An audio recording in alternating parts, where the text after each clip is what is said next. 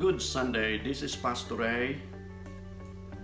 Today I want to talk about breaking bread with strangers based on the Gospel of Luke, chapter 24, verses 13 through 35.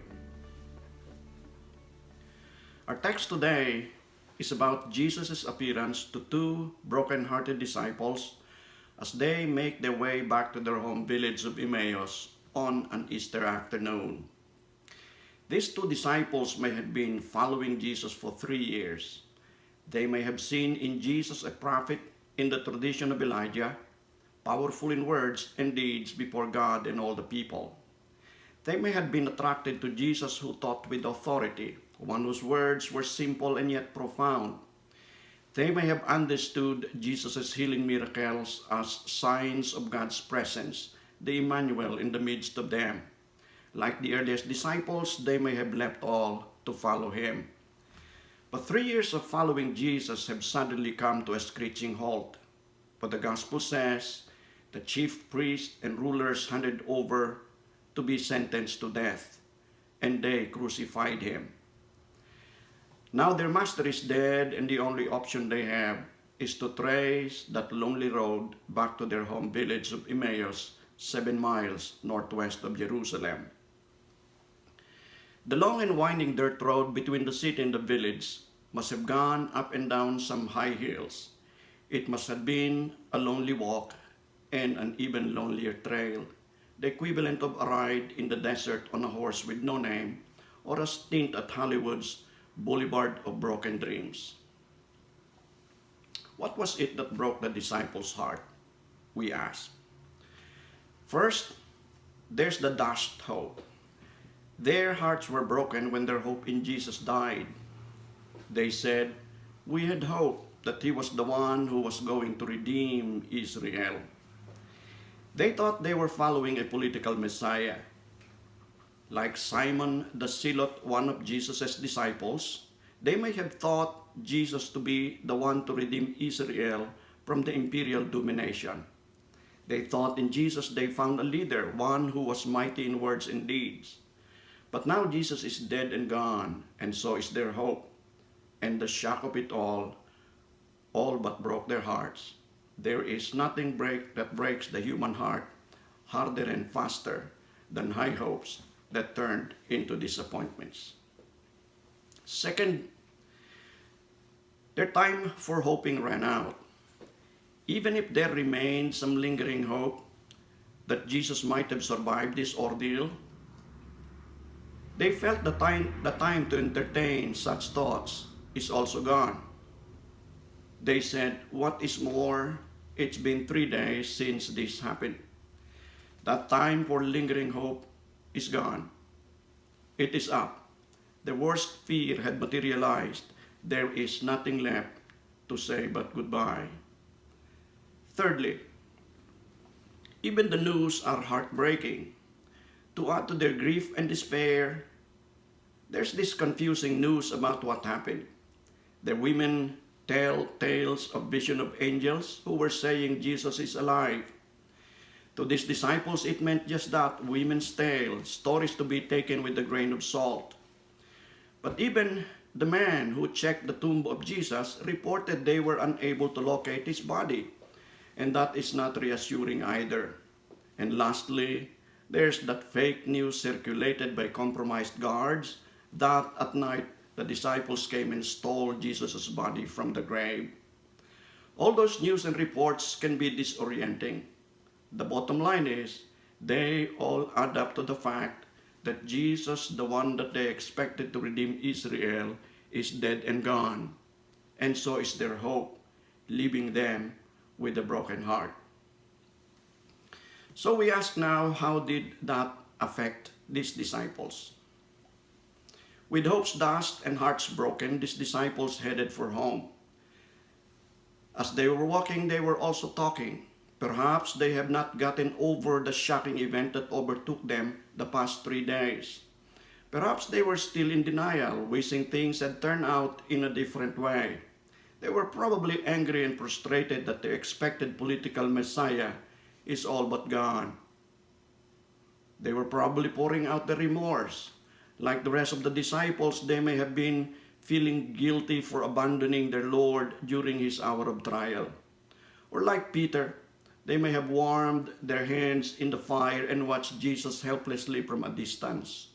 Or they are probably just going through the process of grieving, pouring out their hearts to each other, expressing how much it hurts to lose the source of their inspiration. On the road, walking and talking, Luke's gospel said, Jesus suddenly joined them, but they were kept from recognizing him. We ask, how come? Quite certainly, we can surmise that their emotion clouded their vision. Let me say that again. Their emotion clouded their vision. Their faces were downcast. That is what grief and disappointment do. They dulled the rest of our senses. The disciples' faces were downcast. They could not even look to check the traveler that joined them there. Grief and disappointment makes us look only inward, not outward. They give us no time to think of others.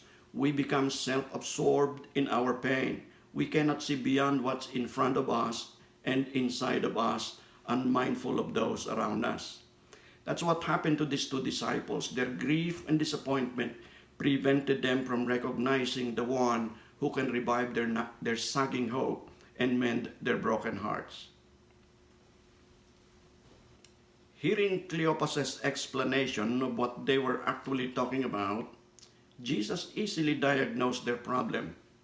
Jesus said they were slow to believe all that the prophet had spoken.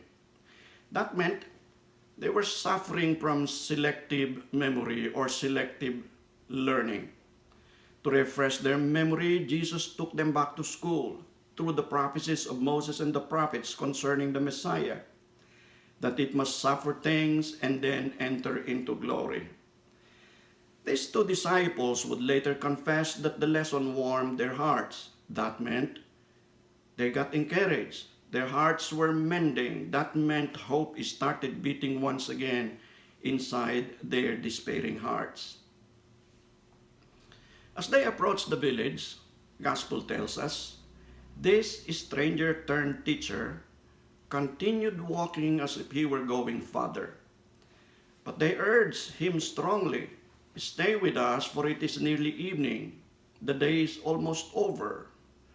And the Gospel says, and Jesus stayed with them. Not only did Jesus walk with them in the lonely road of despair, he also obliged their invitation to stay and spend the night with them. Whenever Jesus is invited to stay, he obliges. Where Jesus is invited to stay, good things happen. Comes dinner time, seated at the table, Jesus took bread. He gave thanks. He led in prayer, broke the bread, and gave it to them. He was not acting as a guest. He was now playing the role of a host. Suddenly, his prayer and thanksgiving sounded familiar to the two disciples. They've heard it before somehow, just days passed during the Passover. These two disciples must have been present in that Passover meal as well. And their eyes were opened. They suddenly realized that their guest at the table is none other than the risen Lord himself. And as soon as they recognized it was him, Jesus disappeared from their sight. Jesus must have more broken hearts to attend to and to mend. Like the two disciples from Amos, we can also fail to recognize the Christ in our midst when we see others simply as strangers. When we take others for granted, we fail to recognize Christ's face in others when we get caught up in our own little worlds of family, tribe, religious circles, racial ethnicity. Then everyone else becomes just another. They're not family, not one of us, not one with us. We fail to see the face of Christ in others when we allow ourselves to be restricted by the short-sighted views dictated by biases ideologies, and prevailing negative emotions. When we allow that to happen to us, like the disciples, we will see others as mere strangers and therefore miss altogether the face of Christ in them. I got recommendations. First, like the disciples, perhaps what we need is a new system of education, a new curriculum in Humanity 101, an educational system that does not only feed the mind, but also warms the hearts. Lately, we've hailed our new everyday heroes, our medical practitioners, first responders, and even firefighters. Oftentimes, we wonder why nurses and doctors stay close to care for their patients when the rest of us are ordered to keep distance. We wonder why firefighters run to the site of the fire while the rest of us are ordered to run away to safety. Sometimes we say that's what they signed for, and they are bound by an oath made before God and many witnesses. Nurses take the Nightingale oath that says partly, they pledge before God to pass my life in purity and to practice my profession faithfully. With loyalty, I will endeavor to aid the physician in his work and devote myself to the welfare of those committed to my care. Medical doctors do the same. They take the Hippocratic pledge that partly says, I will remember that there is an art to medicine as well as science, and that warmth, sympathy, and understanding may outweigh the surgeon's knife or the chemist's drug. Firefighters do the same. They take an oath to impartially discharge their duties, the duties of their office, obey the laws of the city and the state, and the willingness to place others' lives above themselves. They have the right ethics. Nurses, doctors, and firemen, they have the right education. They have the skills in their heads. They also have it in their hands. They have the compassion that stems from the heart that is warm. Second, a caring hospitality. Those two disciples would not have recognized the risen Lord had they not extended to that stranger a caring hospitality. Hospitality entailed no small amount of work on their part. It involved feeding the guest, making him comfortable, sitting with him in fellowship, and of course, creating a space for the guest to sleep, meaning more work. But there is more to that show of hospitality. It really started with genuine concern and caring. When Jesus seemed to be going ahead as if to continue to travel in the dark of night, these disciples insisted that the strangers stayed with them in their village house. The day is far spent. Night is setting in. It could get dangerous along the way. Stay with us, they insisted. Jesus obliged. He stayed with his host, broke bread with them, and that is when they recognized their guest as none other than the risen Lord himself. It started with caring. Ultimately, it was when Jesus broke bread with the disciples that they recognized him. There is more to breaking bread than partaking of a meal. Participation in the breaking of bread is the rite that symbolizes the breaking down of the walls of hostilities among warring parties. It is like signing a peace pact. It is where everyone around the table is recognized, respected, and accepted. There cannot be a more positive, a more festive, and a more nourishing environment than in the celebration of reconciled minds and united spirits during the breaking of bread. Amidst crisis moments, there are also heartwarming stories to go around. Stories that demonstrate human kindness, brotherhood, and caring hospitality that come out of our news every day.